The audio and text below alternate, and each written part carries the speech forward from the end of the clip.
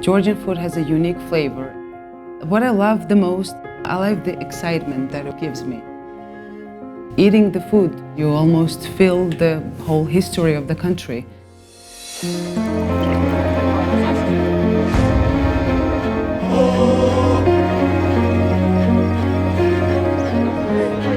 It makes me feel good, some kind of satisfaction it brings.